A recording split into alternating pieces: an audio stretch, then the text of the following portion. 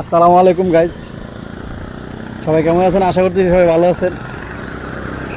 এই যে দেহ কত সুন্দর পরিবেশ, শান্তি, একমাত্র শান্তি এই কারণে, শুধু এখানে গাছপালার কারণে, তাছাড়া অন্য কোনো কারণ নাই।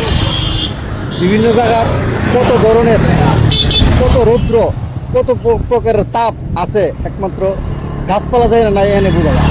আর এখানে দেন জান্নাতের যদি একটা ছোট্ট কোনো একটা আপনি জান্নাতের কোনো একটা ছোঁয়া পাইতে চান, তাহলে এরকম গাছের নিচ ছাড়া আসলে পাওয়া যায় না।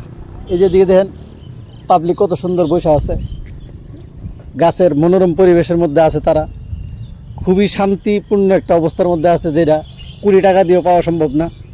শুধু পাওয়া সম্ভব একমাত্র এই গাছ, নিঃস্বার্থ প্রেম ভালোবাসা দিয়ে তাই মানুষের, যেটা কিনা টাকা দিয়ে আসলে কেনা সম্ভব না।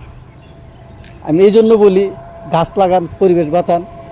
আসলে গাছের বিকল্প আর কিচ্ছু নাই দুনিয়াতে। শান্তি বলতে একমাত্র এই গাছের কাছে আছে, এছাড়া আর কোনো কিছুতে নাই।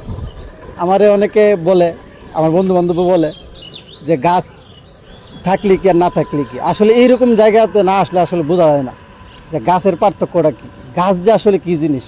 আর আর যে কীভাবে বলা যায়, আমার আসলে ভাষা নাই।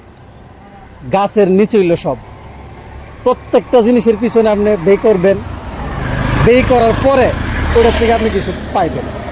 আর এটা একমাত্র জিনিস গাছ, যেটা কিনা আপনি একবার লাগাই দিলেন, সুন্দরভাবে এটা যখন বাইরে উঠবো, তখন সে নিজে নিজে আসলে অনেকটা যতটুকু পুষ্টি দরকার এটা নিজের থেকে মাটি থেকে নিয়ে নিব, সূর্যের তাপ থেকে নিয়ে নিব। তারপর থেকে শুধু দেওয়াতেই থাকবে, নেওয়ার কোনো নাম নাই।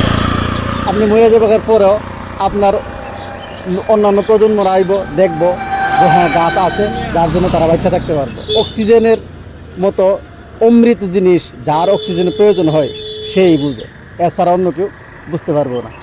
অতএব দর্শক বন্ধুরা, আপনারা জানেন যে কনসেপ্টটা আসলে হারাই দিতেছে, ওই কনসেপ্টটা আমি ধরে রাখার চেষ্টা করতেছি। গাছ লাগান, পরিবেশ বাঁচান, আপনি নিজেও একটা গাছ লাগান এবং অন্যরাও গাছ লাগাইতে উৎসাহিত করেন। ভালো থাকবেন সবাই।